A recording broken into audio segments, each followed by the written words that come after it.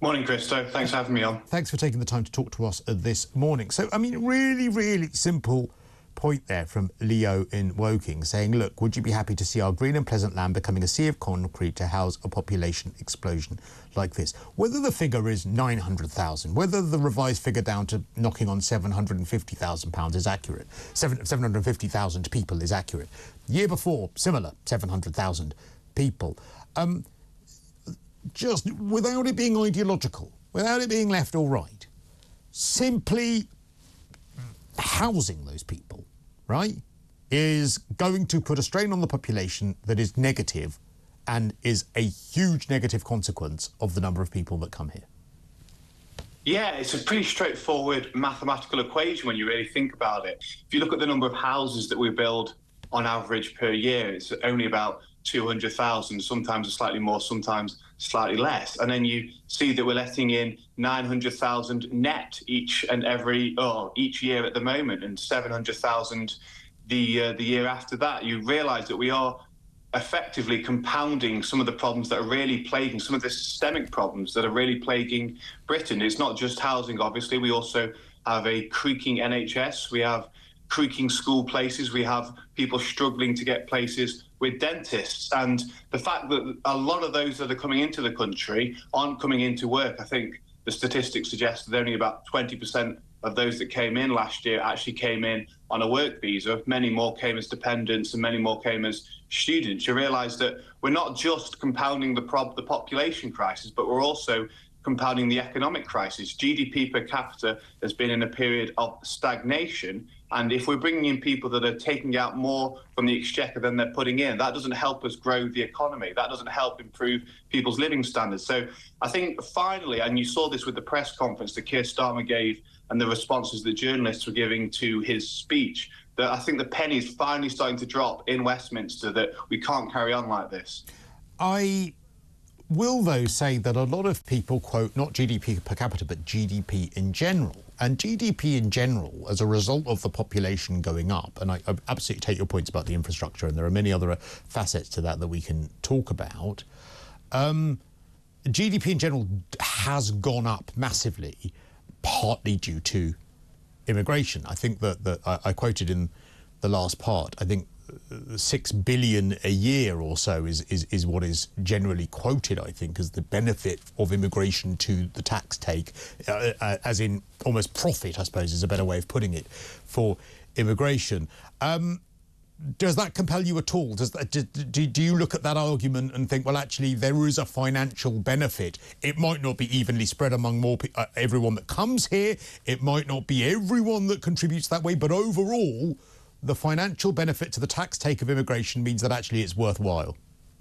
The key is to look at the composition of those that are coming, and the statistics suggest that it was about 86% of those that arrived were non-EU, EEA migrants. And that's an important distinction to make, because those that come from outside of Europe are far more likely to be entering those low-wage roles where they are actually paying less in tax than they are taking out. They're more likely to bring dependents who are making no economic contribution. And then, most importantly, they're more likely to stay at the end of their work visa and thus become eligible for benefits of all kinds of universal credit, child maintenance, and so forth. So, you know, back in 2013, 2014, before the Brexit referendum, our makeup was slightly more geared towards those from Western Europe, although obviously we had problems with accession countries from Eastern Europe later on down the line. But the huge change that we've seen in the composition of those coming into the UK is a big problem. And it's important to bear in mind that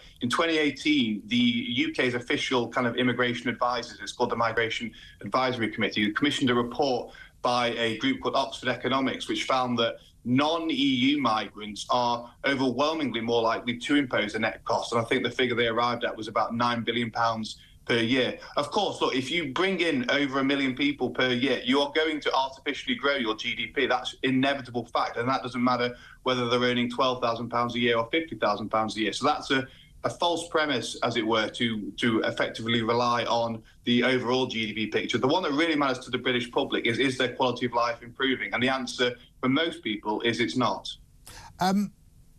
It's an interesting argument about about all of this, because I suppose what you are saying is it's about quality, not quantity. So you're not, I don't know, I don't want to put words into your mouth, but you're not saying no immigration. You're saying that we need to really hone out the quality of people that are coming, i.e.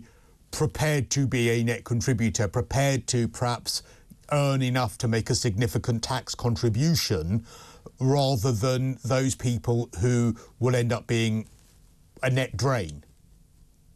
Yeah, and so that's about 20% of those that are coming in on work visas are likely to be offering some form of economic benefit. I think where we've reached the problem that we've reached now, though, is that we've been going down this route for far too long, and the big capital crisis that we're seeing, our infrastructure simply hasn't grown in proportion to the huge population increase that we have seen, that we really need to think about whether we can afford to even indulge in having a salary threshold of, say, 50,000, or whether we really need to just start focusing on those incredibly exceptional individuals on the 80, 90,000 pound salary mark. And unfortunately, the conversation doesn't seem to be anywhere near just delineating those exceptional individuals, and it seems to be more focusing on plugging over gaps that we've created ourselves in our own workforce. But the problem that we have with this, and I don't disagree with what you're saying, but the problem that we have is that we have,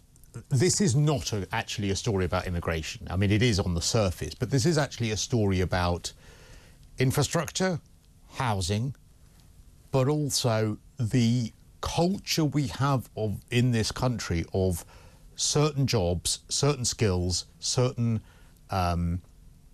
practices being seen as foreign. And for decades now, we have outsourced to foreign labour certain jobs that has perpetuated those jobs being low paid. We've seen the erosion of workers' rights in the 80s under Thatcher, which I think many people supported, but of course that was never done with the view that there would be a huge amount of immigration in the future. So companies have got away with paying extremely low wages, which has perpetuated British people saying, well, actually, those jobs are low paid, low skilled, they're not jobs that we'd want to take, which has meant we've needed more people from abroad to fill those roles, which has put more of a strain on infrastructure, which has meant that even if wages have gone up, they have not been actually able to pay for their housing and all of these sorts of things. So we have been in this cycle where, to solve it, you would need to improve wages. You would need to improve training so that we are not outsourcing a lot of those jobs, i.e., you know, builders, carpenters, you know, plumbers, all of those things. The care home sector being the big example. Care sector, but NHS. So I guess my question is, after that very long diatribe, isn't this a 30-year problem to solve? I don't think it is. I think it's quite dismissive to suggest that Brits would still turn their nose up, as, to use the care home example, to working in a care home. I think there was a report by the King's Trust that suggested, you know, Brits would go into that role, but they are just simply not able to because of the lack of incentive to do so, because of the incredibly low wages that have been compounded by immigration. And this is the kind of question we need to be asking: how can we incentivise those care homes to stop, and those companies that own the care homes to stop paying themselves millions of pounds in dividends each year, and to recognise that they have not just a duty to their profit margins and to their shareholders, but they actually have a wider duty to society to help get those 2.3 million that are on long-term sickness benefit, the 9 million that are economically inactive. With respect, Robert, you're asking capitalists to become sort of social justice warriors, and I think that that's completely unrealistic. You can't expect a business that is a care home or any other type of business. You know, we could be talking about restaurants here when it comes to wait staff. We could be talking about, you know, many other industries here. You can't expect them to overnight say, right, we're now going to pay higher wages and train up British people because we need to phase out having people from abroad. They're going to keep... if you go, right, that's it, you've had your fun. We saw this with the HGV driver crisis. Obviously, there was certain issues after we left the European Union, and there were concerns that we weren't able to attract enough talent from overseas. And what actually had to happen was that those that were driving trucks had to be paid more in the end. Those British workers driving trucks had to be paid more in the end. And unfortunately, we're stuck in a situation where there's a tension between it's far too easy for those companies to just reach for that lever and to say, well, we need mass migration because we can't simply... I agree with the principle of what you're saying as in the solution, but what I'm saying is that if it was phased in as quickly as you are suggesting, it would lead to a huge amount of inflation because wages would suddenly have to go up overnight. It would lead to consumers needing to pay more for things because that would be how businesses would end up trying to recoup that, which again would lead to inflation. And also you would see businesses potentially going bankrupt because they couldn't afford to raise those wages. So I think that's one of the reasons. And also you need to have the time to train people to fill those roles. So whilst I agree with the principle of where you're trying to get to, this is the reason why I think it's going to take a few decades, because it's got to be a long-term phasing in of these things. So look, we've got people now that have come in under the so-called Boris way. We've had people coming in under the Conservative government until June of this year.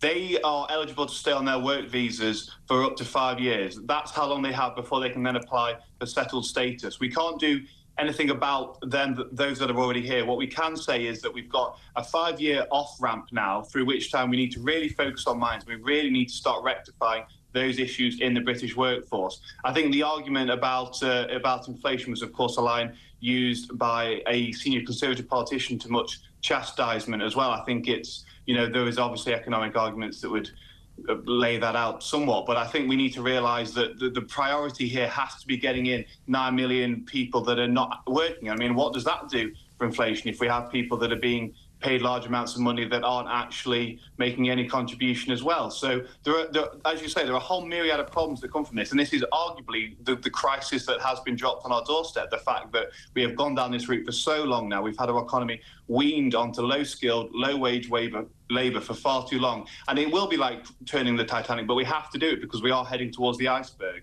Yeah, true, but they didn't manage to turn the Titanic because it was so big and was going to take so long to turn. So again, I agree with your sentiment. I just think that you and I disagree on the realism of the timeline. Just one final question. Why do you think this has been going... I mean, my God, I've been doing this job now for 20 years, and I could have had this debate 20 years ago. I could be sitting here in a studio in 2004 when I started and have this conversation. I remember it being, and that wasn't you then. This has gone on for as many decades as I think it will take to solve it. Why do you think that we've heard so much from politicians on this, and they know how much of a political benefit it would be if someone actually solved this? Why have political parties on both sides never solved this? I think it's an issue of where they're getting their advice from and the voices that they're most exposed to whilst in government. I think you look at those kind of associations, those trade associations that are able to effectively coordinate their position and effectively able to speak with one voice saying our sector needs this mass migration, our sector needs this visa route liberalising, whereas those of us with concerns about the route that we've gone down, we're more spread out across the country. We don't have a sector that we can lobby on behalf of. We can only lobby on behalf of our country and the overall economic decline that we can see. And I think the problem is that ministers for far too long have been prepared to be guided by those shouting at them and those responding to consultations rather than following the promises that they made to British public at election after election. I understand what you're saying, and also sort of the easy route, isn't it, to say, right, well, OK, we can pacify business. Business is what's important. Business don't mind paying low wages. It benefits business to bring people in this way. It benefits GDP to bring people in this way when it comes to the sort of the figures on a piece of paper, without actually perhaps joining the dots and looking at the wider issues that come from it. Really interesting conversation. Thank you. Robert Bates, Research Director for the Centre for Migration Control.